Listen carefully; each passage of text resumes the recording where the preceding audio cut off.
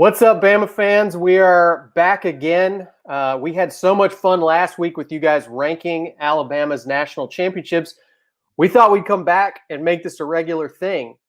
So I am Matt Scalisi. Joining me is my friend Ben Flanagan, who also hosts the excellent podcast Bammers, which he is kindly lending us the name of that podcast to make this show an extension of that as we sort of explore this aspect of Alabama fandom. And we're gonna go through a fun topic today that I think there's been a lot of discussion of and a lot of debate about in the Alabama fan base this year, which is the best wide receiver in Alabama history. But Ben, before we get into our main topic today, there's another topic that I think will be very important to a lot of Alabama fans that you spent some time reporting on yesterday. And it was the closing of a beloved institution in Tuscaloosa that I know many Bama fans have enjoyed as a part of their game day experience for a long time. Yeah, Matt, I've been struggling to even process this news, but Hooligans restaurant in downtown Tuscaloosa, which has been a staple in the downtown community for so long, it has expanded to another location north of the river, and it's just a place that is known for amazing food and service. They closed the downtown location right off of University Boulevard, which is very special to me personally, and I know a lot of people who have created a lot of memories there. I've even seen Alabama football players there from time to time to tie it in to this show here. But the good news is that they're not closing permanently, that north of the river location is still open, and they're actually moving to another second location, which is going to be at 515 15th Street, which is where the old Pizza Hut used to be, right off of 15th Street next to Checkers and right on the intersection with Hackberry Lane. So Hooligans is still here, but the downtown location is no longer open. I had to drive over there myself to see it with my own eyes, and sure enough, it had emptied out, and they're already open in the new location. So that's the silver lining here. But again, that location was very special to a lot of people. So for sure. Shout out to Hooligans. And, look, it won't be the same. I think we could do a whole show as we get further into the offseason about places that we miss from Tuscaloosa, places that Bama fans used to be a big part of your experience in Tuscaloosa that's not anymore. The growth in Tuscaloosa is amazing, but unfortunately what comes along with that is we lose a lot of our old favorite places. Yeah, for sure. I remember one day specifically, I was leaving and I saw Damian Harris and Matt Womack walking into Hooligans, and they were no doubt going to go crush some bacon cheeseburgers, falafel, gyros, whatever. That place is amazing, and thankfully, like I said, they're still open. I've been to the north of the river location. It's great. It tastes the same. So if they can make that second location work, they'll make it work on 15th Street. So again, shout out Hooligans. Great place.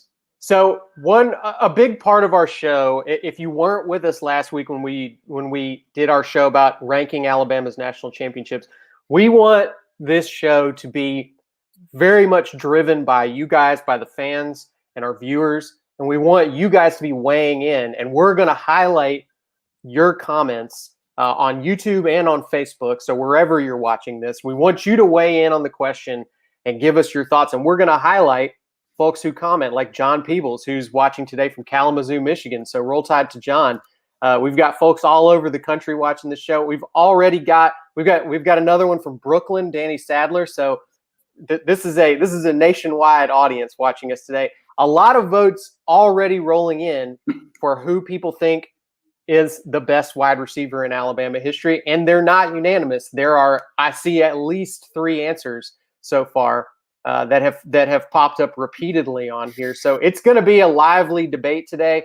Definitely drop your votes on here, but also, give us your argument, give us your reason why. And if you make a particularly good point, I'm probably more likely to throw you up on the banner here. So definitely weigh in and be a part of the discussion today. So Ben, with that said, let's get into it. I want to start at we're going to make this a top 5. And we're going to have to cut out somebody that's an incredible wide receiver. That's probably a first-round NFL draft pick because that's how good Alabama has been at this position over the past, 12 or 13 years. Yeah, for sure. And are we ready to get into it? Let's go. Give me your number 5. So all 5 of mine are Saban era players, like obviously, and because I mean that's when the wide receiver position just blew up at Alabama. No disrespect to the amazing receivers that came before these guys like David Palmer and DJ Hall and some amazing contributors on the offense who were just game breakers and playmakers. But I think the all-timer here is my number 5 pick. When you share a number 5, like you just said, it becomes pretty evident pretty quickly that you're going to have to leave off somebody who probably belongs on the list. And as a longtime Alabama fan, it kills me to leave any of these players off. Like, they're all amazing, especially a former Biletnikoff winner like Jerry Jeudy. Like, I feel dumb even saying that out loud right now. Like, but here we are. So, Jerry, it's me. It's not you. You're one of the greatest of all time at Alabama. I think the fact that you're a Biletnikoff winner probably means you should be on this list. But, Matt, from my number 5, I'm going to go with Jalen Waddle. And I may as well be transparent about it. This is a subjective pick. His stats also speak for themselves, namely the 20 yards per catch he had in 2020, although he played so few games. But with all due respect to the guys I mentioned before, like David Palmer, Javier Arenas, who obviously wasn't a receiver but was a dynamic playmaker, and these other game-breaking players, I don't know that there's ever been a more electrifying player in Alabama history than Jalen Waddle. You put the ball in his hands, and something special is probably going to happen. Like, and the scariest part about it, Matt, is I don't think that we ever really got to see Jalen Waddle at his full potential at Alabama, other than the first several games of the 2020 season. His first couple of years at the program, he played second fiddle to a more experienced wide receiving corps. And then it was finally his turn this past season, and then he breaks his ankle in the Tennessee game. Just heartbreaking for everybody, but obviously especially him and his teammates. And he never hit more than 850 yards receiving in a season. But even with the sample size that we had, I don't think there's been any doubt that he was the most dangerous weapon in college football this year, the season before that probably. There's a reason that he's going to be a first-round pick this year. The NFL saw all it needed to see, even with the broken ankle. I wish that we could have seen more from him, and maybe that's a reason I should leave him out of the top 5, but I can't, Matt. I just can't. Jalen Waddle rules. Jalen Waddle indeed rules, and I do think this. I think – in terms of the thing he's not in my top 5. I will go ahead and spoil that, but it's close. And I think he's one of the most likable players of the Saban era because he was so explosive, because he could do so many different things. And I think his return ability puts him way up there in terms of likability. It's so easy to love a great return specialist. And Jalen Waddle was electrifying. Every time we saw him actually get a chance to field a punt, and there weren't too many opportunities for him to do that because people were scared to punt it to him, rightfully so. It felt like he could take it all the way every single time. He had probably the best pure athleticism that we've ever seen from an Alabama wide receiver. And honestly, the only reason he's not in my top 5 is, again, I think it's not really his fault. It's circumstantial. It has to do with just sort of an injury that came at a bad time, and the fact that he played with an incredibly talented group of wide receivers. But that said, he's still a huge, crucial part of Alabama's success. I don't think Alabama wins. I as good as they were last year, I don't know that Alabama necessarily wins the national championship last year if Jalen Waddle's not on that team early. I think he helped shape what that team became, and I think he's certainly been a big part of helping Alabama continue to establish themselves as this place where great wide receivers go. So I think it's great to see that he did get to finish his career with a national title, and he played in the national title game. And again, it's hard to put too much on it because they win in a blowout, but like, he picked up some big plays in the game. He picked up some first downs in the game. He was a substantial part of that game. Yeah, he was a contributor. And you mentioned earlier in the season, if you go back, that Georgia game was a lot closer than I think a lot of Alabama fans and people remember. But then he breaks off for that 80-yard touchdown that basically determined the outcome of the game from that point on. It was, again, electrifying play. But I remember Jalen Waddle, his freshman year, he was not a recruit that I think a lot of people knew much about. before he played as a freshman. He was a guy whose myth started building before the season even started, when beat reporters would kind of talk about, yeah, there's this guy Jalen Waddle out of Texas who is actually like wowing people at practice, and he's going to be that guy at some point. So everybody at that point was interested to see what he could do, and he delivered. Anytime he touched the ball, he delivered. We've got a comment here from Timothy Dowdle, and Charlie McGuire earlier said something similar to this, that, you know, bringing up the fact that these are all Saban-era players that are getting mentioned in the comments. And Ben, you and I both have Saban-exclusive lists here today, and that's no disrespect to Ozzie Newsome or any of the other great players that came before that, but I do think that the era of college football has a lot to do with why all of these are recent names. It's an era of the sport that really favors wide receivers and has allowed them to show off their talent a lot more. So there is some recency bias, but I also just think if you dig into the stats, there really isn't anybody that's accomplished close to what these guys have done in the last decade or so. I'm gonna bring my number 5 up, and Ben, I actually shared this opinion and I made a little top 5 of my own a few months ago, and people got really upset about it on Twitter, and I got a lot of heat on Twitter. A notoriously kind place, but it was my number 5 pick that got people so upset. And unfortunately, I mentioned already, I don't have Jalen Waddle on my list. I also don't have Jerry Jeudy on my list. And my controversial number 5 pick is Henry Ruggs. I will openly admit, I think this is a somewhat sentimental pick. I cannot argue against Jerry Jeudy's production. He is a guy who had an incredible stat line. He had 2,700 yards receiving, 26 touchdowns. That is, as you mentioned, he won a Biletnikoff. He is a guy with incredible production and was very consistent and was a dominant wide receiver. For me, Henry Ruggs is a guy that the explosiveness is what puts him up there for me. I think you look at, he had less than 100 total receptions as a college player, 25 touchdowns. So more than 1/4 of the time that he touched the ball, he scored a touchdown. It was hard to compare him to anybody else because, again, I think he was a part of a very large and very talented group. Henry Ruggs never got to be the number 1 guy. He never got to be the alpha wide receiver on a team, but he was so dangerous and so explosive that I think he changed the game for Alabama when he was there. I think the 3 seasons that he was there, even as a freshman, he was so dangerous that you had to sort of build your defense around stopping him. He scored so frequently, and it was because of his explosive speed. We also saw him go up and contest for catches a lot too. So he really had it all. I think he had the full skill set, and I think the fact that he was drafted in the 1st round by the Raiders is a testament to that.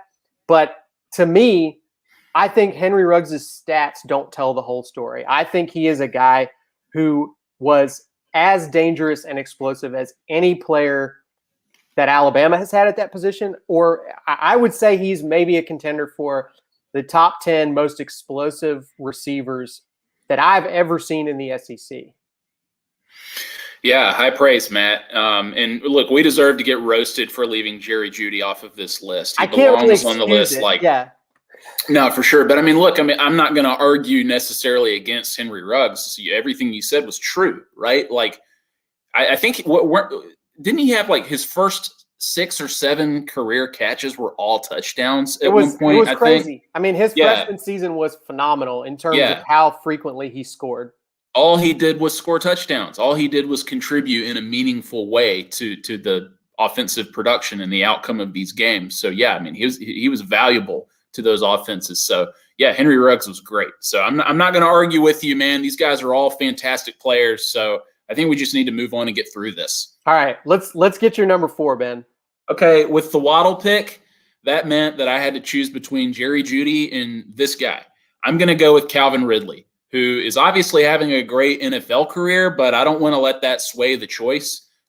I think people already kind of forget how good he was and how important he was to the team's success. He had a spectacular freshman season where he had more than 1,000 yards and he had 7 touchdowns with Jake Coker at quarterback. He won a national championship and was just a key cog in that offense under Lane Kiffin. And then his stats took a minor dip his next season because of the uncertainty and the inexperience at quarterback, which ended up being Jalen Hurts, also a guy who found his rhythm as a passer late in his college career. He was not the most dynamic passer at Alabama, yet you had Calvin Ridley here who had to be patient, right? And I think that you saw some frustration from him at times when the ball wasn't right where it needed to be to make a big play, but he stayed cool. He rose to the occasion when it really mattered. He caught a huge touchdown pass in the national title game against Georgia, which was his second championship at Alabama, and he's certainly one of the more decorated guys on this list. And it would be tough for me to leave him off strictly because of his value that he brought to the offense. That was a little less dynamic than what you see now. So Calvin Ridley, I think he belongs. Yeah, Calvin Ridley is on my list too, and we actually both have him at number 4, Ben. So we'll hit this one in the same spot. But I think you look at how infrequently in the history of Alabama football a guy could get 1,000 yards receiving in a season, or let alone average that over his career. It's remarkable. And Calvin Ridley came very close to having 3,000 yards in 3 seasons at Alabama. And it also means if you do that and you leave early, it also means that you were incredibly productive as a freshman, which is also tough to do. So Calvin Ridley, I do think, Ben, as we get into the higher numbers on our list, we're going to start talking about guys that I think sort of changed the way people view the position at Alabama. And Calvin Ridley, I think it can't be discounted how important it is for guys to maintain that level of play. It's so hard to come in after the greatest that's ever played your position at the school and either keep or build on that level of production. And Calvin Ridley was that. I mean, he was a guy that, as you mentioned, Jalen Hurts leaned on him a lot. I mean, this was, some people criticized Jalen for that and sort of said, look, he goes to Calvin Ridley too much. I think it's probably tough for any quarterback to have a guy that dynamic and who can get open that easily out on the field and not look to him automatically every time you're out there. So he is a guy that was there for Alabama and was reliable for them, game in and game out. And another one too that I think a consistent theme across these guys is a lot of them are very quiet personalities, which is sort of weird for the wide receiver position. But Calvin Ridley was a guy who was a man of few words for sure. Not a huge, big personality that kind of took over the field. But he just quietly went out there and did the work and was very, very difficult to stop. On the opposite end of talking about dynamic personalities, a couple of different people have brought up David Palmer. Chuck Smith says, must be too young to remember David Palmer. I remember Ben and I both grew up with David Palmer probably being considered the greatest receiver we had ever seen until Nick Saban got to Tuscaloosa. And I agree. His versatility was incredible. Another guy that was a great return specialist. He was absolutely very fun to watch and was a thrill. And, back in the days before Alabama won national titles every year, David Palmer was a huge deal. And that's an autograph that I think is on a lot of shelves of Bama fans who grew up in the 90s for sure. Yeah, nothing but respect for David Palmer. He was amazing. Certainly younger when I watched his career, so I didn't watch it through the same prism as I think a lot of Alabama fans watching here probably did, but unforgettable player. But yeah, I mean, we're getting into the wide receiver position that has just absolutely blossomed during the Saban era. But David Palmer is a guy who laid the foundation for the position in the program. So yeah, you can't talk about the greatest wide receivers of all time without talking about him in the first paragraph, probably. We got you, Chuck. Look, we're all here to have fun. This is a good time. A good one from Marcus Evans there too. Says we'll beat LSU with whoever. Definitely, Alabama wide receivers have a very strong history of having big games against LSU. Probably everybody on this list, but particularly the guy that we're talking about next on your list, Ben, basically made his career by beating up LSU. Yeah, well, you mentioned changing the position, right, at Alabama. So Julio Jones is a guy who changed the culture at Alabama, not just the wide receiver position, which he did, and Nick Saban would be the first guy to say that. But Julio Jones' recruitment, and you can speak to his recruitment in much more detail than I can, but his recruitment, his team first winning mentality just set the tone for what we could expect and then see under Nick Saban. That was true for the entire 2008 class, but Julio was just this mythological figure before he ever set foot on campus. Julio had one season where he broke 1,000 receiving yards, his junior year, which obviously didn't end the way Alabama fans would have liked. In fact, you look at his stats before those 2 years, and they're relatively modest, especially compared to the guys that we're talking about. But Alabama had more of a run-heavy, balanced approach. Greg McElroy was a really good passer, but they certainly weren't utilizing receivers the same way the program started to once Lane Kiffin arrived. And you have to think, if you build an entire offense around Julio Jones, he's going to put up monstrous numbers, right? But look, Matt, he's Julio Jones. Like, he became an Alabama legend, like, strictly for signing a letter of intent to come here. And guys of his caliber weren't coming to Tuscaloosa. And once he did, the floodgates just opened and things changed. And he brought it to the field too. Obviously, like, if he didn't have the ball, he was blocking downfield and doing whatever it took to help the team win on the way to a national championship against Texas. And last week we talked about how important that national championship was. We consider it the number one national title during the Nick Saban era. Julio Jones is a big reason why that's the most important national championship here at Alabama. I definitely agree. Julio, and you brought up his recruiting. I mean, he is a guy who was, I would say, his legend in Tuscaloosa really started to bubble up when he was still in 8th grade. I mean, he was a 7-on-7 legend before that was really a thing. Before that was a thing that we used to make jokes about guys being 7-on-7 legends. But Julio was so obviously gifted physically that people started talking about him before he'd ever even played in a high school game at Foley. And nothing he did in high school slowed that momentum down. Alabama had their eyes on him back when Mike Shula was the coach. And I would say once he signed, it was a huge celebration for Alabama fans on the par of hiring Nick Saban. I mean, I think a lot of fans still didn't pay attention to recruiting at that point.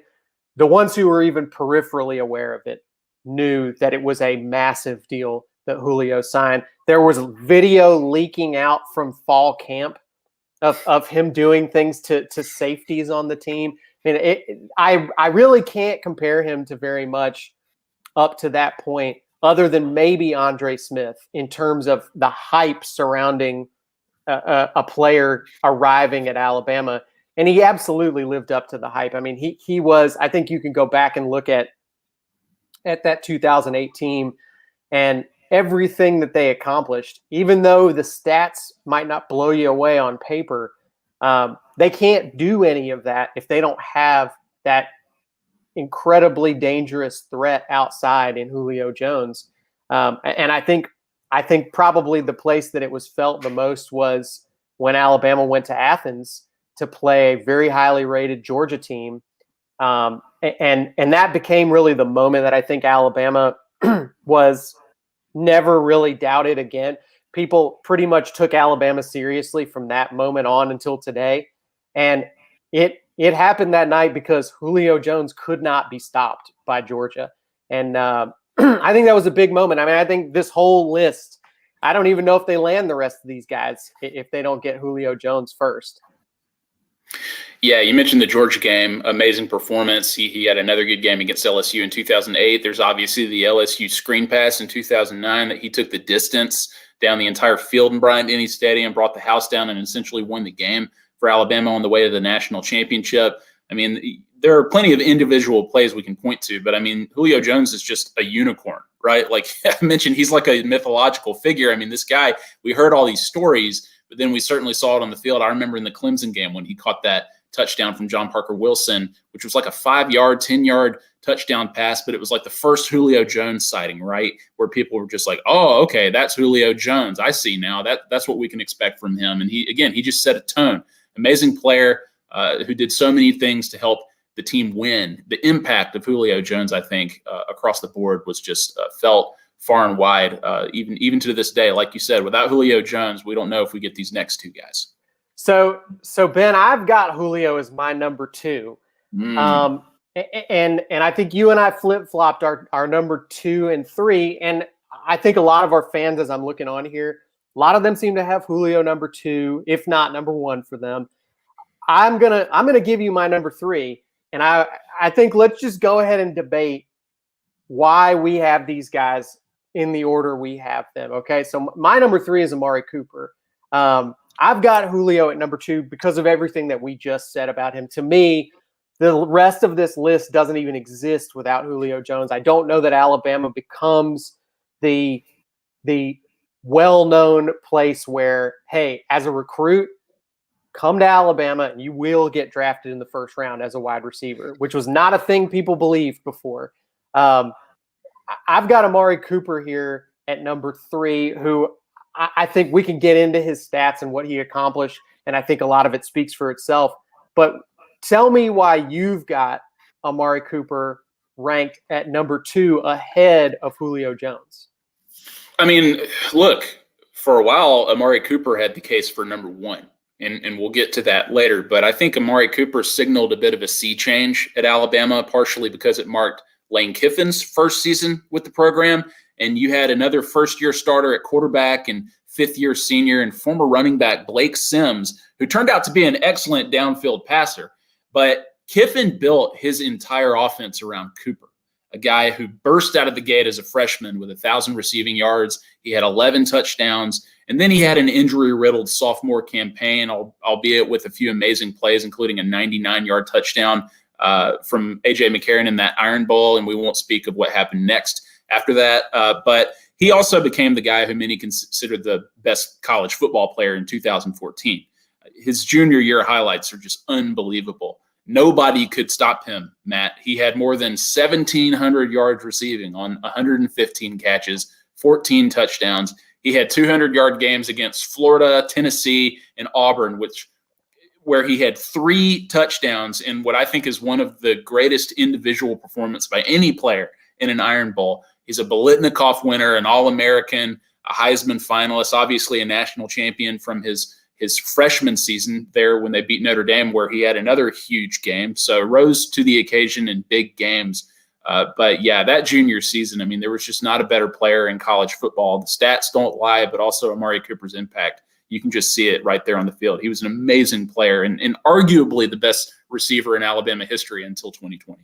Yeah, I think he, like so many of the guys that we've talked about, he has such a quiet personality that it's easy for him to get lost in the shuffle here, despite the fact that, as you said, his numbers were incredible.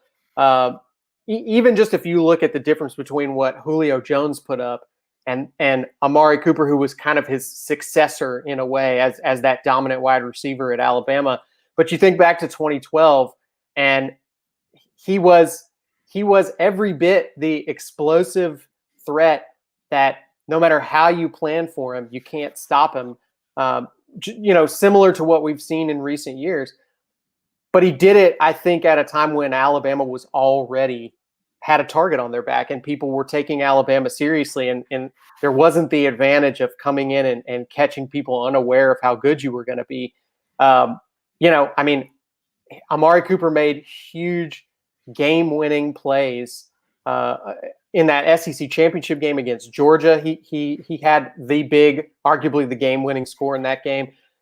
He could not be stopped in that national championship game against Notre Dame.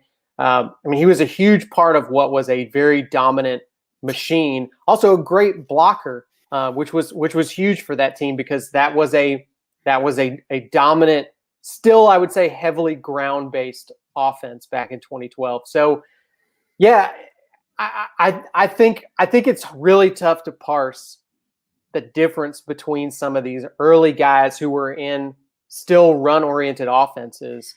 But look, it's certainly hard for me to argue that Amari Cooper was more productive than Julio Jones. There's plenty of reasons for that, but he was contributing more on the stat line to his offense than even Julio did. So Ben, Yeah. we've got one player left, and this has been a robust discussion in the comments. We did have somebody say, "Are y'all dumb? Julio is the GOAT and should coach Bama when he retires." So that's a very strong vote in favor of Julio Jones. But we are dumb. I don't disagree with that one. Yeah. I would say overwhelmingly the name that I've seen most folks post today, from Charles Rudolph, from Walter Hunt, we have seen it across the board. I'm just pulling some more up here to show everybody one more time before we do the big reveal. But yes, we all, I think, agree unanimously across the board, Ben. We've got Devontae Smith as our number one unanimously. Look, people have their personal favorites, right? And I don't begrudge anybody for picking Julio Jones as their favorite Alabama wide receiver of all time. Fine, that's a great pick. But look, I mean, if we're just talking who's the best at Alabama, at this point, if you don't have Devontae Smith as the best receiver in Alabama history, you're just trolling. Like, you're just playing contrarian. And you might have personal favorites, like I mentioned. And I mentioned Waddle earlier. He's a personal, subjective pick that I included on my list. But I would bet most people by now, their personal favorite receiver and overall player, maybe in Alabama history, is Devontae Smith. And I don't have to list all of his accolades, but I'm going to. 2-time national champion, unanimous All-American, Maxwell Award, Walter Camp Award, the Litnikoff Award, AP Player of the Year, SEC Player of the Year, and of course, Heisman Trophy winner.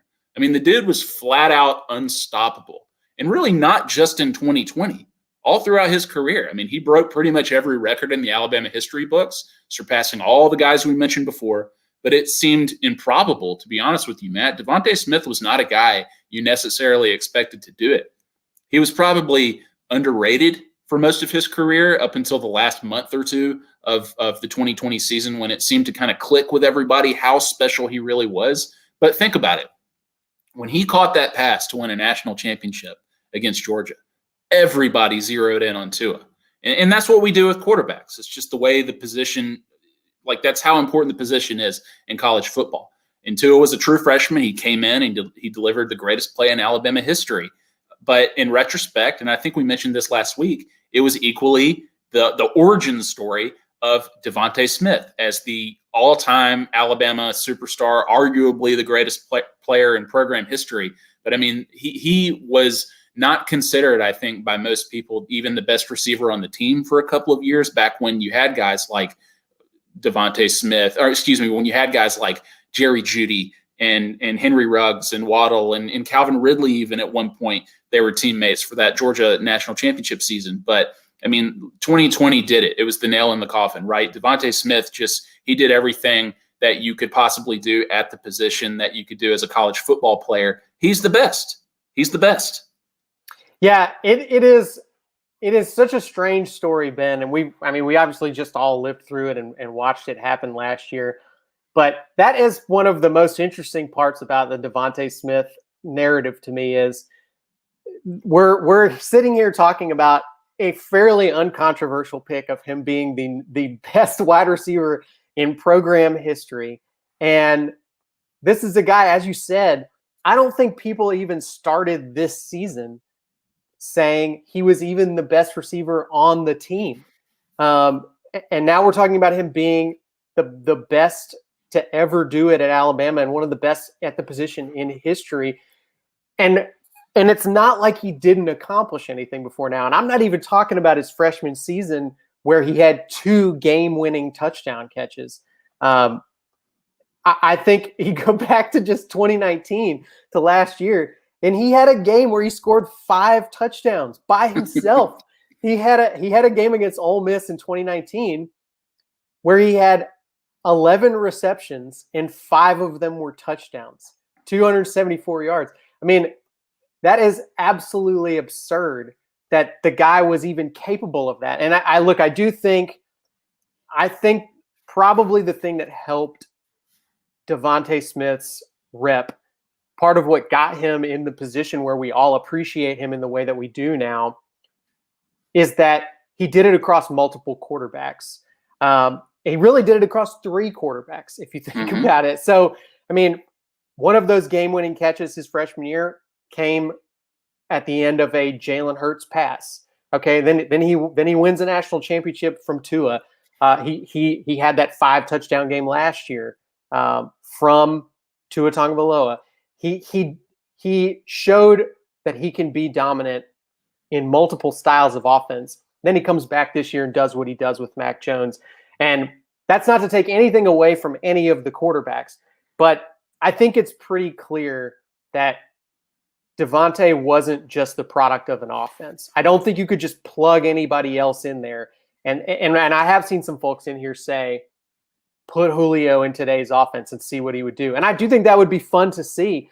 But I think if you go back and look at his highlights, DeVonta was not just where he was supposed to be at the right time to catch those passes. This is a guy who did incredible things on the field, both to get himself open and to bring the ball in, and then did things after the catch that take skill and athleticism on a level that I just don't think we've seen that combination from any other guy.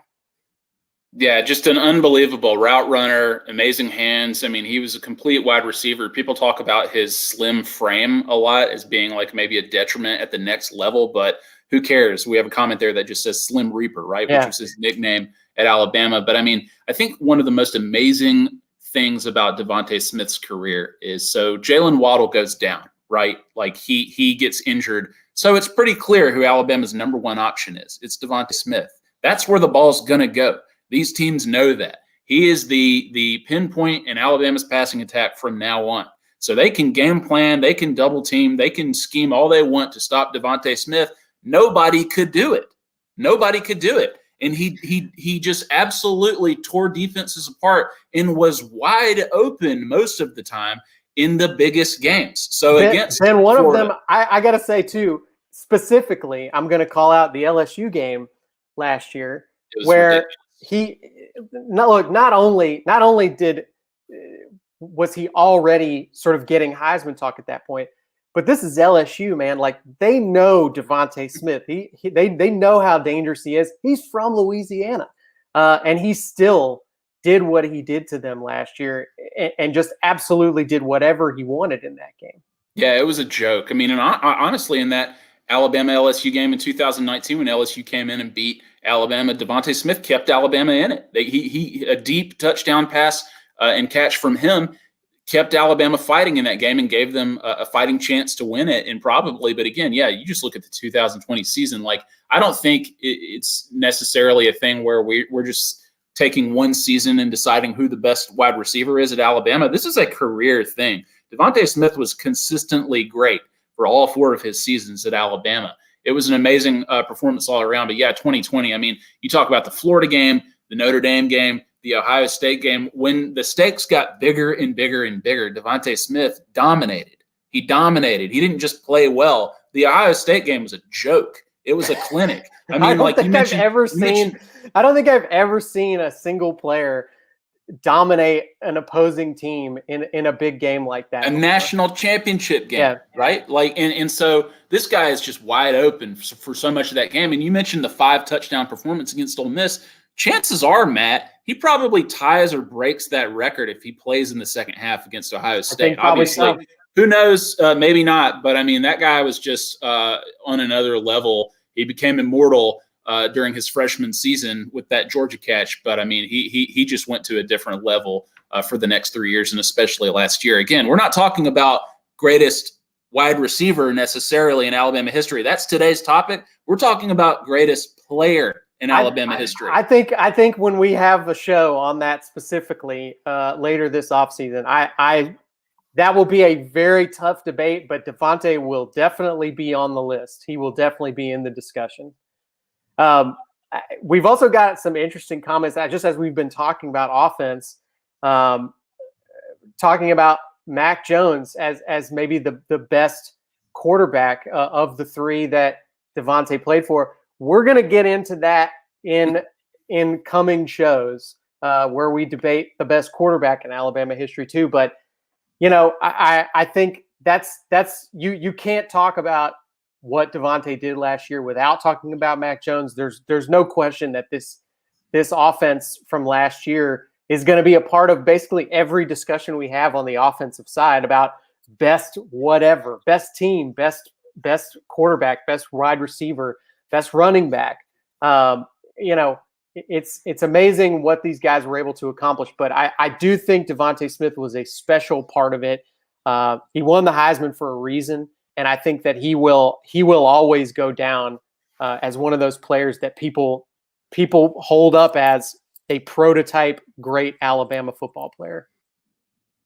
Yeah, all these guys, amazing. And I know that we stuck with the Saban era. I doubt we'll do that for quarterbacks and future positions. But again, I mean, this position specifically, wide receiver, was just such it was so dynamic these last 10 years.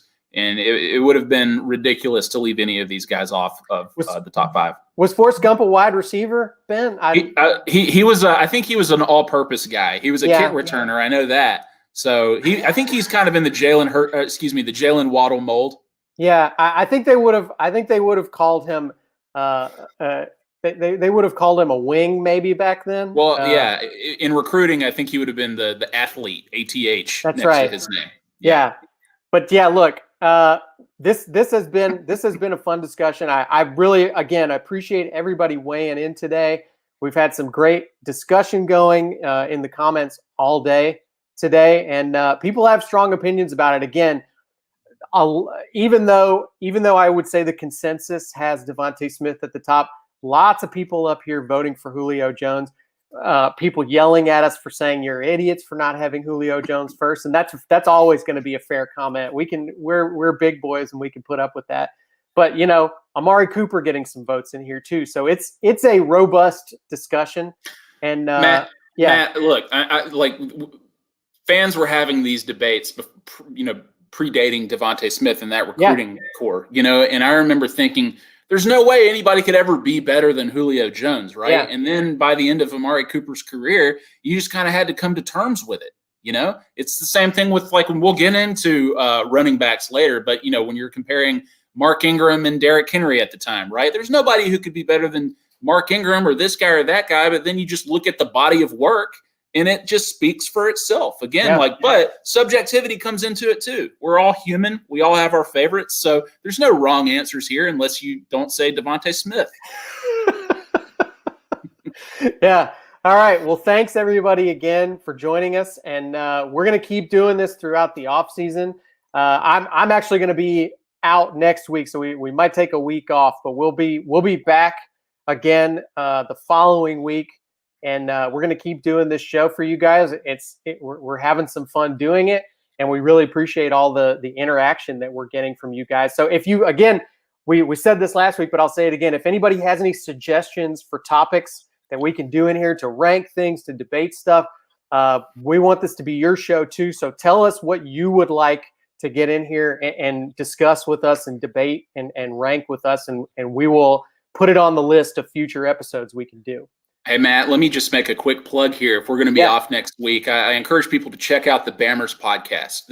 Absolutely. It's a podcast that's all about Alabama football fan culture. It's about you who are watching this right now. I really tried to get inside the minds of Alabama fans, what makes you tick, why you love football and other sports, and take it to the extreme that you do. We have episodes about Alabama superfans, game day fashion, college football media. We have episodes on the Iron Bowl rivalry. It really covers a lot of ground. And I think if you love college football, if you love Alabama football, but really college football as a whole, you're going to love the podcast. So please check it out. You can find it anywhere that you download podcasts. Yeah, definitely go check out Bammers. Go search your podcast app. Go Google Bammers Podcast. You'll be able to find it that way too.